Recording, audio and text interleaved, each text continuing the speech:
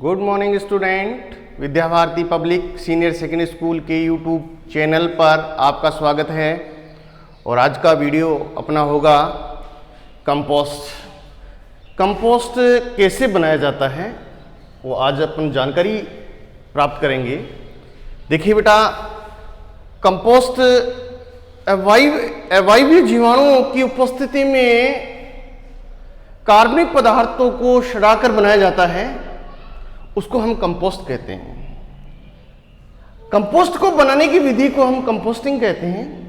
ये ध्यान रखना, दोनों परिभाषा इसी से निकलती हैं। तो इसमें आप लोग जो हमारा पहला लेक्चर है इसमें कंपोस्ट में वो देखिए। इस सेकंड लेसन का अगला लेक्चर है कंपोस्ट।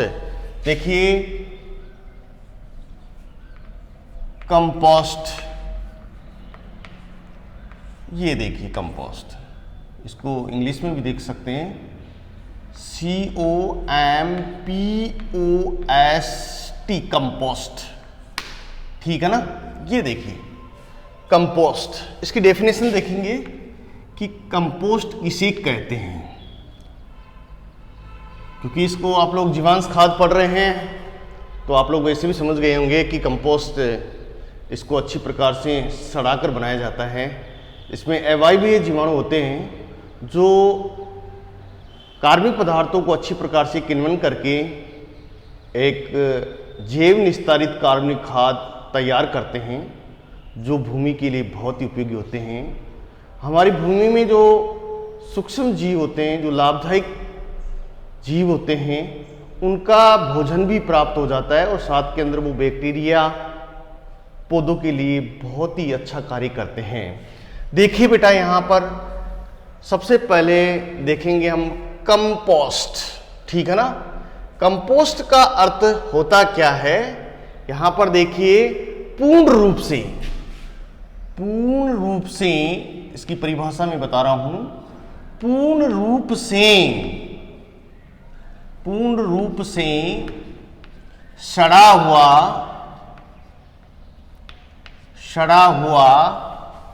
कार्बनिक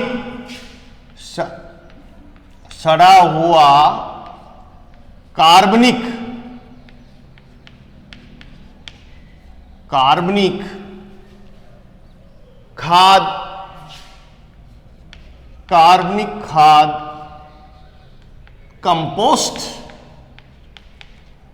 कंपोस्ट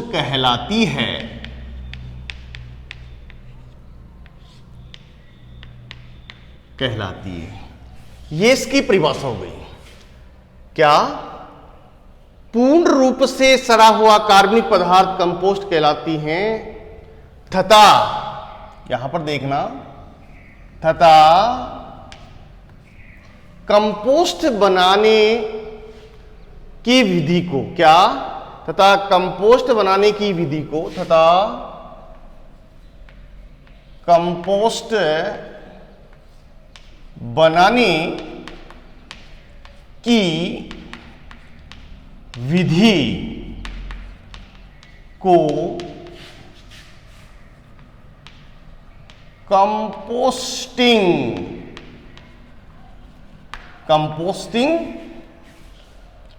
कहते हैं। क्या कहते हैं? कंपोस्टिंग कहते हैं।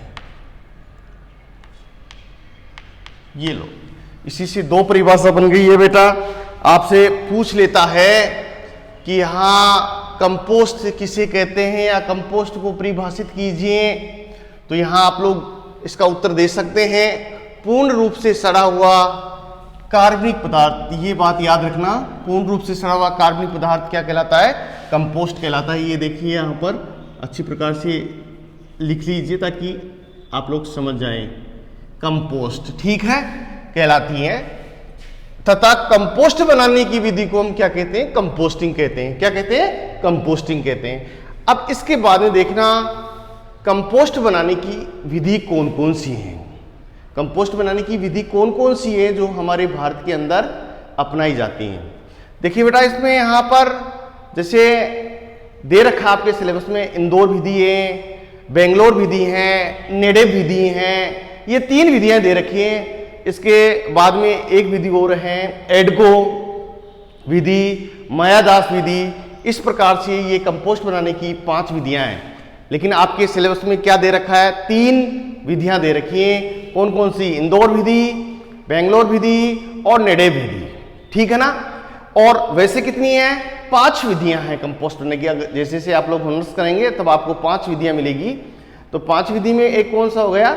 एडको विधि। एक पाउडर होता है जो एग्रीकल्चर कंपनी के द्वारा तैयार होता है और इसके अंदर किसी प्रकार के अवशेषों, फसल अवशेषों, गोबर, मल मूत्र की आवश्यकता नहीं होती है। केवल उस पाउडर को नमी बनाकर डाला जाता है जिससे वो किण्वन होकर एक कंपोस्ट बन जाती हैं, जो भूमि के लिए बहुत ही उपयोगी होता है। वो एक प्रकार का बहुत अच्छा खाद्य पदार्थ, वो सॉरी कार्बनिक पदार्थ बनता है। ये ध्यान रखिए। यहाँ पर एडको जो विधि है वो इसमें किसी मल मूत्र की आवश्यकता नहीं होती है, बिना मल मूत्र के ही तैयार किया जाता है। सिर्फ कड़बी के 2-4 पूले हो, उसके ऊपर पानी डालकर ये पाउडर बना दिए, उसमें बैक्टीरिया उत्पन्न हो जाते हैं और वो सड़ाकर तैयार कर दिया जाता है। इसी प्रकार से एक मायादास विधि है, वो भी आपके सिलेबस में नहीं है। तो आपके यहाँ पर कंपोस्ट बनाने की विधि है इंदौर विधि, बेंगलोर विधि और नेडेव विधि, ठीक है। तो सबसे पहले अपन बात करते हैं कि भारत में तैयार किए जाने वाला कंपोस्ट है। भारत में तैयार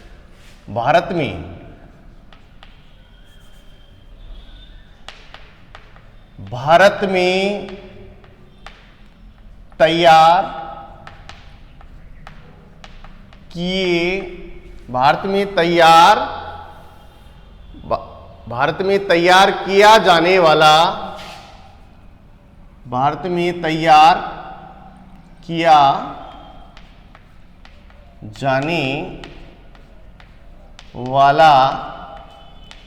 कंपोस्ट भारत में तैयार किए जाने वाला कंपोस्ट इस प्रकार है। इस वाला कंपोस्ट इस प्रकार है। ये देखिए बेटा, यहां पर इसको सही कर लिया आपने। भारत में तैयार किया जाने वाला कंपोस्ट इस प्रकार है, ठीक है ना। तो यहां पर देखना, पहला कंपोस्ट कौन सा है वो अपन चर्चा कर रहे हैं। कौन सा? फार्म अवशिष्टों से तैयार कंपोस्ट।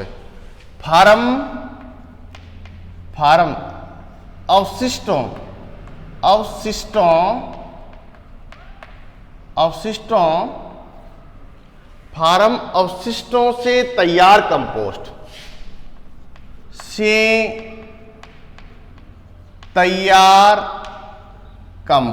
ठीक है, तैयार कंपोस्ट। ये देखिए बेटा, हमारे भारत के अंदर इस प्रकार का कंपोस्ट बनाया जाता है, जैसे फार्म अवशिष्टों से तैयार कंपोस्ट। अब फार्म अवशिष्ट कौन कौन से हैं वो आपको पता होना चाहिए, ठीक है ना। जो आप लोग उसको वेस्ट कर देते हैं, उसका आप उपयोग करके एक बहुत बढ़िया कंपोस्ट तैयार कर सकते हैं बेटा।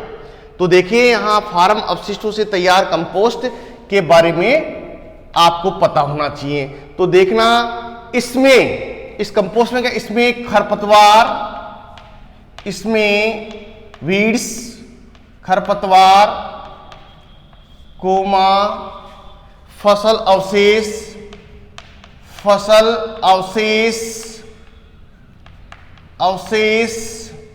कोमा, पशुओं का बचा हुआ चारा,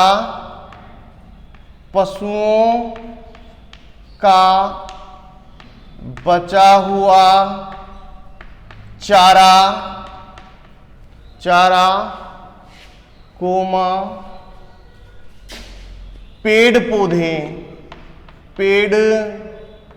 पौधे की पत्तियां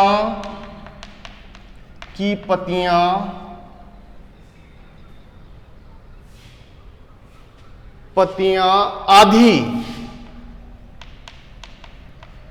के द्वारा तैयार किया जाता है। ये देखिए बेटा, ये आपके दिमाग में कि आना चाहिए, ये बिंदु आपके दिमाग में होगा तो तो आप लोग अपने आप ही कंपोस्ट बनाने की विधि लिख देंगे। भारत में तैयार किया जाने वाला कंपोस्ट इस प्रकार है। पहला है फार्म अवशिष्टों से तैयार कंपोस्ट।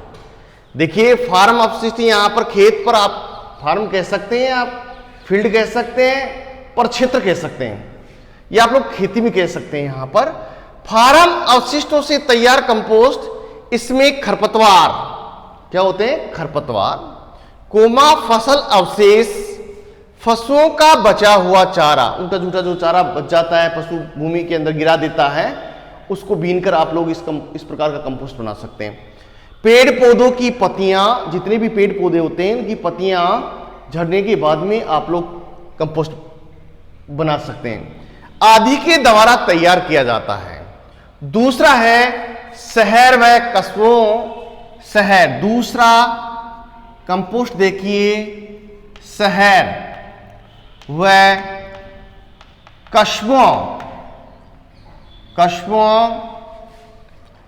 कस्बों के अवशिष्ट से तैयार कस्बों के अवशिष्ट से तैयार कंपोस्ट। ये देखिए हमारे भारत में दो प्रकार का कंपोस्ट बनाया जाता है। ये देखिए पहला बताया आपको फार्म अवशिष्ट से तैयार कंपोस्ट, और दूसरा है शहर व कस्बों के अवशिष्ट से तैयार कंपोस्ट। देखिए शहर व कस्बों के जो अवशिष्ट पदार्थ होते हैं उससे भी कंपोस्ट बना लेते हैं, क्योंकि वो जिस प्रकार से जैसे शहरों के अंदर बड़ी बड़ी जैसे ये कचरा पात्र रख देते हैं, उसके अंदर कार्बनिक पदार्थों की छटनी करके, हाँ, उसके बाद में कंपोस्ट बना लिया जाता है। बहुत सारा कचरा निकलता है जिससे कंपोस्ट बना लेते हैं, जो पौधों के लिए बहुत ही अच्छा कार्य करता है। तो ये देखिए बेटा, जितने भी हमारे यहाँ पर जैसे कंपनियां हैं, फैक्ट्रियां हैं, उसका कंपोस्ट बना कर यहाँ मार्केटिंग हो रही है और आप लोग उसको खरीद रहे हैं, और आप लोग आर्थिक हानि का नुकसान करें, क्यों नहीं अपन स्वयं इसको बनाकर भूमि के अंदर उपयोग कर सकते हैं। शर्त यह है आपको बनाना आना चाहिए, ठीक है ना। और बनाने में कोई ज्यादा परेशानी नहीं आती है, अवशिष्ट पदार्थ हैं, कार्बनिक पदार्थ हैं, तो आप लोग इसको बना सकते हैं, ठीक है। शहर व कस्बों के अवशिष्ट से तैयार कंपोस्ट, इसमें क्या क्या होता है, यह शहर का मल, यह कंपोस्ट, आप ऐसे लिख सकते हैं, यह शहर का मल कोमा, शहर का मल कोमा कूड़ा करकट है, कूड़ा करकट एवं कूड़ा करकट एवं अन्य कार्बनिक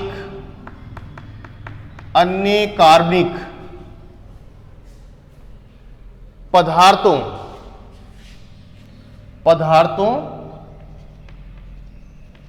से बनाया जाता है।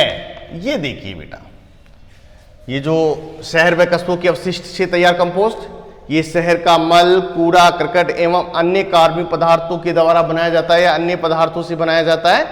इसको हम शहर व कस्बों का कंपोस्ट कह सकते हैं। ये ध्यान रखिए, दो प्रकार का हमारे भारत के अंदर कंपोस्ट बनाया जाता है। जो पहला मैंने आपको बताया फार्म अवशिष्टों से तैयार कंपोस्ट, और दूसरा है शहर व कस्बों के अवशिष्ट से तैयार, ठीक है, तैयार कंपोस्ट। इसके बाद में आता है कंपोस्ट बनाने की विधि। ये देखिए वेरी वेरी मोस्ट इंपॉर्टेंट है, कंपोस्ट बनाने की मेथड ऑफ कंपोस्ट या कंपोस्ट बनाने की विधि। कंपोस्ट बनाने की विधि, ये देखिए बेटा, कंपोस्ट बनाने की विधि, ये देखिए। सबसे पहले यदि आपसे कोई पूछता है कि कंपोस्ट किसे कहते हैं, तो आप लोगों का उत्तर होना चाहिए कि पूर्ण रूप से सड़ा हुआ कार्बनिक पदार्थ क्या कहलाता है, कंपोस्ट कहलाता है। ये कार्बनिक पदार्थ किससे सड़ता है, अवायवीय जीवाणु, अवायवीय जीवाणु क्या करते हैं, कार्बनिक पदार्थों का विच्छेदन करते हैं, जो इस प्रकार का खाद बनाते हैं या कंपोस्ट बनाते हैं, जिसको वो अपन कह सकते हैं कार्बनिक जैव निस्तारित खाद, जो पूरी तरह से कार्बनिक होता है, इनकार्बनिक नहीं, कार्बनिक होता है, जो पौधों के लिए ज्यादा से ज्यादा पोषक तत्व प्रदान करते हैं। देखिए बेटा, जीवांश जो खाद हैं, ऑर्गेनिक फार्मिंग है, जैविक खेती है, वो कब अपना सकते हैं, जब आप लोग जैविक खाद का या कार्बनिक खाद का उपयोग करेंगे। जीवांश खाद का जब तक किसान उपयोग नहीं करेगा तब तक वो ऑर्गेनिक फार्मिंग नहीं अपना सकता है। वैसे बाहरी दिखावे करने से कोई मतलब नहीं है। जैसे बड़े बड़े जो पोली हाउस है उसके बाहर लिखा हुआ होता है ऑर्गेनिक फार्मिंग। क्या लिखा होता है? ऑर्गेनिक फार्मिंग, कार्बनिक खेती, मीन्स जैविक खेती। ऐसा लिखने से नहीं कि लिख तो बाहर दिया लेकिन अंदर केमिकलों का उपयोग कर रहा है। यहां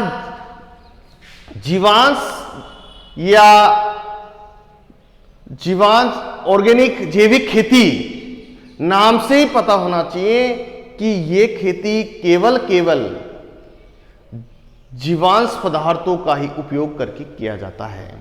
इसके अंदर किसी प्रकार का रासायनिक उर्वरकों का उपयोग नहीं किया जाता है, क्योंकि यदि हम रासायनिक उर्वरकों का उपयोग करते हैं तो बेटा हमारा पर्यावरण दूषित हो जाता है, मृदा पोल्यूशन हो जाता है, मनुष्य के स्वास्थ्य को प्रभावित करते हैं।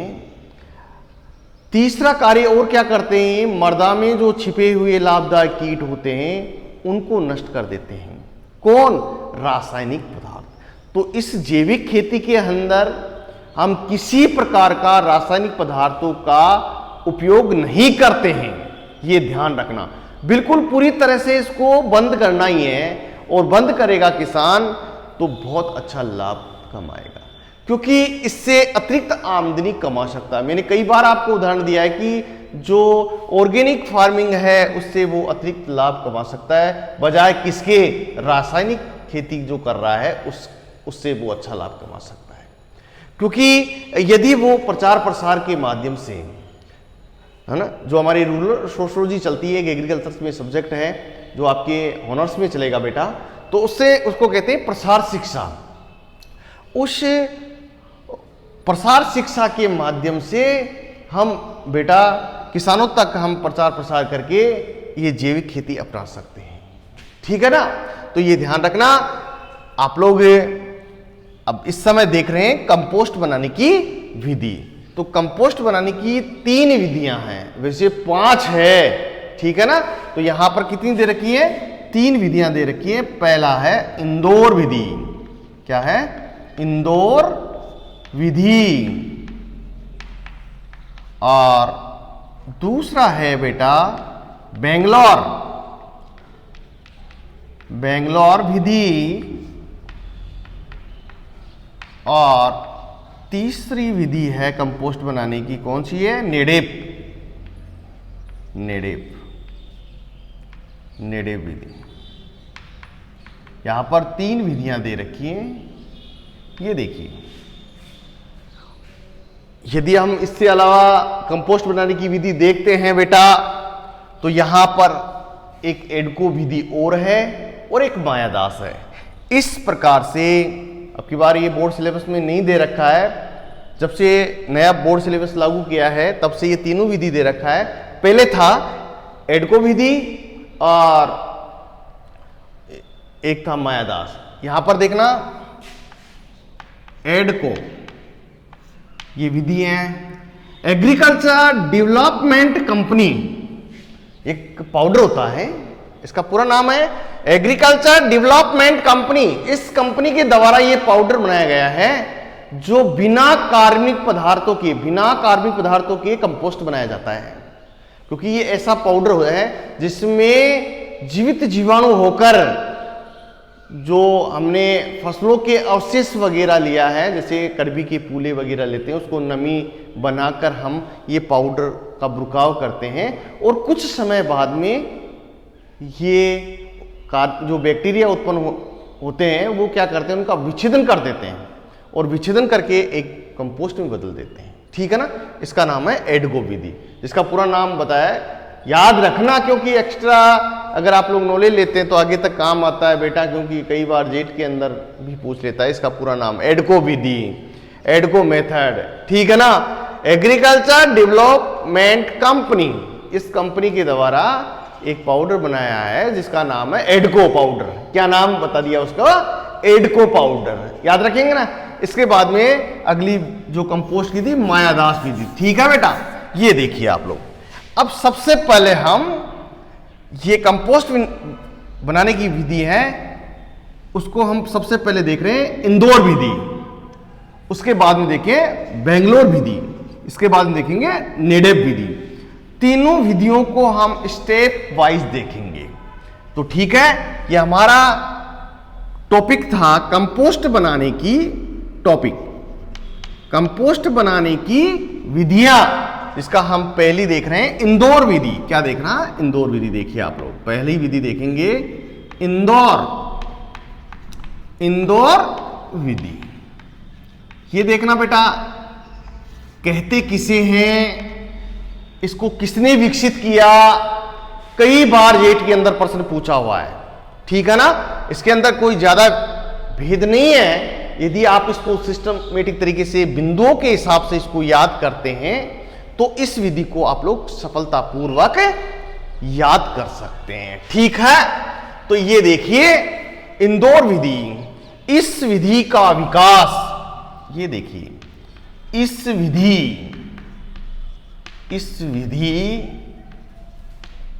विधि का विकास या विकसित, इस विधि का विकास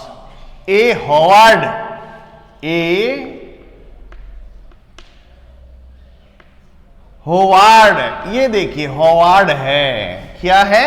होवार्ड तथा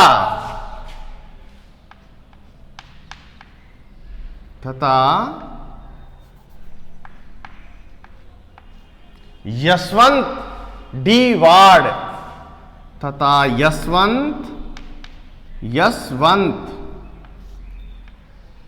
डी वार्ड, ये दो वैज्ञानिक थे जिन्होंने इंदौर में इस विधि को विकसित किया, जिसका नाम क्या रखा? इंदौर विधि। क्या रखा? इंदौर विधि। ठीक है, वार्ड नामक वैज्ञानिक के द्वारा, वार्ड नामक वैज्ञानिक के द्वारा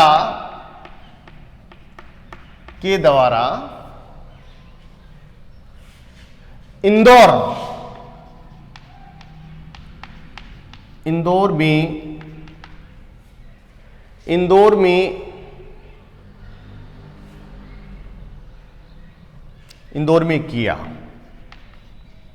ठीक है, इस विधि का विकास होवार्ड तथा यशवंत डी वार्ड नामक वैज्ञानिक के द्वारा इंदौर में किया। यह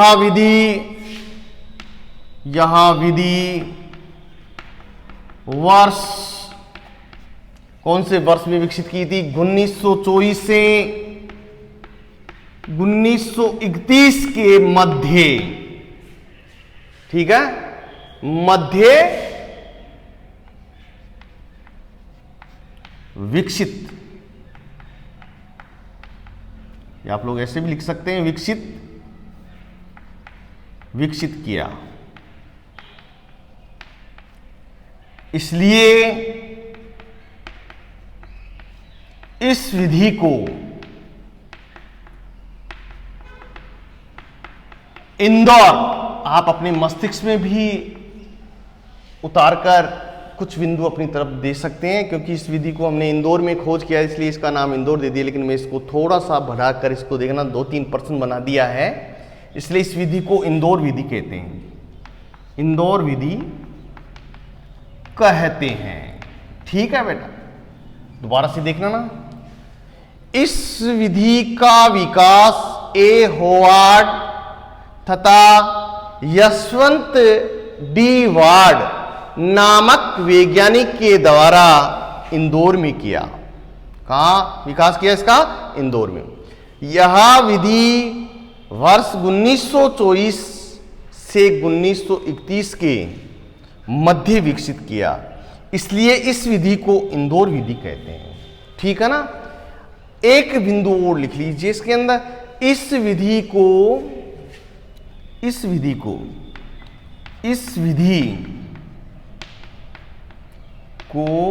वायवीय दशा में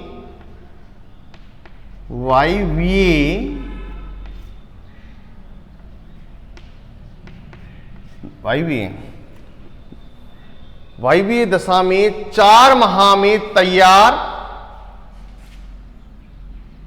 वायवीय दशा में 4 माह में तैयार किया जाता है। यदि वायवीय दशा में अगर हम इसको बना रहे हैं तो 4 माह लग जाते हैं इसको बनने में। ठीक है? अन्यथा 3 माह में ये तैयार हो जाता है। कितने माह में तैयार हो जाता है? 3 माह में। लेकिन वायवीय दशा में हम क्या 4 माह में तैयार कर लेते हैं। ठीक है बेटा? इसके बाद में देखना विधि, इस विधि से कैसे खाद बनाया जाता है वो भी आपको पता होना चाहिए। ठीक है ना? ताकि आप लोग गलत नहीं करें। देखिए इंपॉर्टेंट बिंदु है बेटा कि इंदौर विधि से कंपोस्ट बनाने की विधि, तो यहां पर लिखेंगे हम विधि। देखना विधि, देखना यहां विधि लिख रहा हूं मैं, विधि। ठीक है? यह अगला हमारा टॉपिक होगा। टॉपिक विधि देखना, इसकी इंदौर विधि से कंपोस्ट बनाने की विधि। ये देखिए इंदौर विधि से कंपोस्ट बनाने की विधि। ठीक है बेटा? ये देखो इंदौर विधि से कंपोस्ट बनाने की विधि, तो सबसे पहला है गड्ढों का आकार। सबसे पहला बिंदु क्या लेंगे? गड्ढों का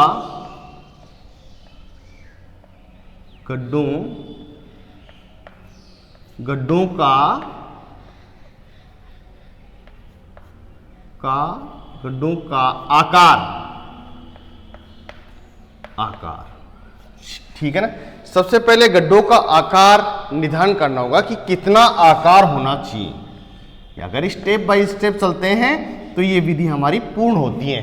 यदि हम बिंदु वाइज नहीं चलते हैं तो हमारा प्रश्न गलत हो जाता है कि आपसे पूछ लिया जाता है कि कंपोस्ट बनाने की इंदौर विधि का वर्णन कीजिए। इस प्रकार से प्रश्न बनेगा इसमें। याद रखें ना कि कंपोस्ट बनाने की इंदौर विधि पर संक्षेप में टिप्पणी लिखी है, ऐसे भी बन सकता है। तो यहां पर पहला बिंदु इसमें विधि में है गड्ढों का आकार। तो देखना गड्ढों का आकार कितना होता है। गड्ढों का आकार देखना, लंबाई, इस विधि में लंबाई ऐसे कर सकते हैं, इस विधि में गड्ढों की लंबाई ऐसे लिखना। इस विधि में गड्ढों की लंबाई, यहां पर मैं शॉर्ट रूप में बता रहा हूं, लंबाई कितनी रखनी है? 10 मीटर। 10 मीटर। ठीक है? और चौड़ाई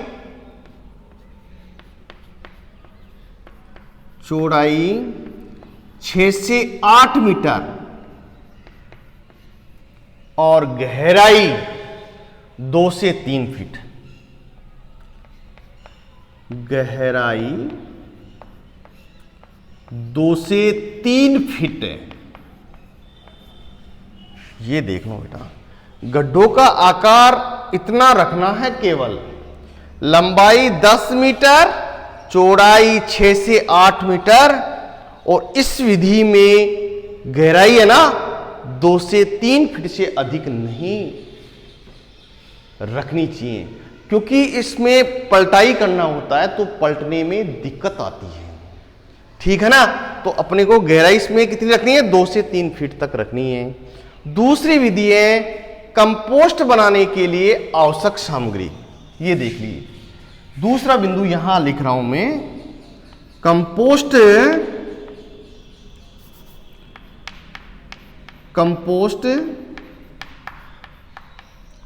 बनाने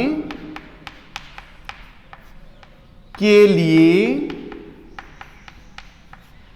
आवश्यक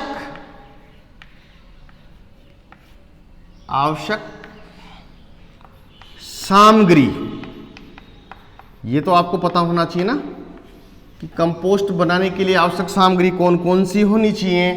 तो मैंने आपको पहले ही बता दिया है, देखो ना यहाँ पर खरपतवार है, फसल अवशेष है, पशुओं का बचा हुआ चारा है, ठीक है ना। तो आप लोग लिख सकते हैं जैसे पशुओं का गोबर है, आवश्यक सामग्री पशुओं का गोबर, ठीक है, कार्बनिक पदार्थ, इसमें सभी लगभग सभी आ जाते हैं कार्बनिक पदार्थ, ठीक है ना। इसके बाद में आप लोग फसलों के अवशेष, फसल अवशेष, कूड़ा करकट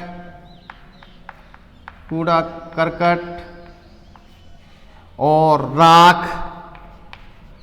ये राख बहुत ही इंपॉर्टेंट है क्योंकि अम्लीय प्रभाव को कम करता है, ये अम्लता को कम करता है, इसलिए इसमें कंपोस्ट बनाने के लिए विशेष ध्यान रखने, लकड़ी की राख होना बहुत ही आवश्यक है इस कंपोस्ट के अंदर। इंदौर विधि में लकड़ी की राख डालना बहुत ही अति आवश्यक है क्योंकि अम्लीय हो जाती है तो इसको अम्ल के प्रभाव को खत्म कर देता है। तो ये ध्यान रखना, कंपोस्ट बनाने के लिए आवश्यक सामग्री मैंने बताया, पशुओं का गोबर है, कार्बनिक पदार्थ है, फसल अवशेष, कूड़ा करकट, राख आदि। ये आप लोग लिख सकते हैं। पेड़ पौधों की पत्तियां भी आएगी क्योंकि हमने कार्बनिक पदार्थ ले लिया, तो आप लोग पेड़ पौधों की पत्तियां भी, जितने भी यहां दे रखा है वो यहां पर आवश्यक सामग्री, यहां पर मैंने राख को और बढ़ा दिया है, ठीक है ना। तो ये देखिए बेटा, क्योंकि पढ़ाते पढ़ाते कुछ टॉपिक ऐसे होते हैं जो याद आ जाते हैं, क्योंकि पता है कि कंपोस्ट में अम्लीय प्रभाव हो जाता है, तो इस प्रभाव को कम करने के लिए क्या डाल देते हैं, राख डाल देते हैं, जिससे अम्लता नहीं बनती है।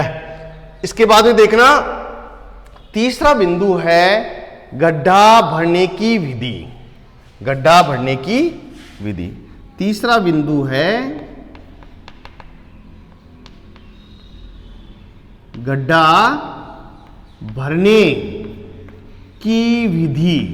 ये देखिए बेटा, तीसरा बिंदु है गड्ढा भरने की विधि।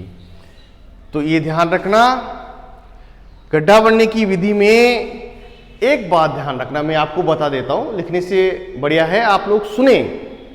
तो इस विधि में प्रथम प्रत गड्ढे में, इस विधि में क्योंकि गड्ढा भर रहे हैं हम, क्या भर रहे हैं, गड्ढा भर रहे हैं। ये देखो गड्ढा भरने की विधि, पहला मैंने बता दिया, गड्ढों का आकार आपके सामने है, कंपोस्ट बनाने के लिए आवश्यक सामग्री है। इसके बाद में तीसरा बिंदु है गड्ढा भरने की विधि। इस विधि में प्रथम परत 3 इंच मोटी, ठीक है, कितनी, 3 इंच मोटी गोबर की, सॉरी 3 इंच मोटी परत लगाते हैं, 3 इंच मोटी परत लगाते हैं।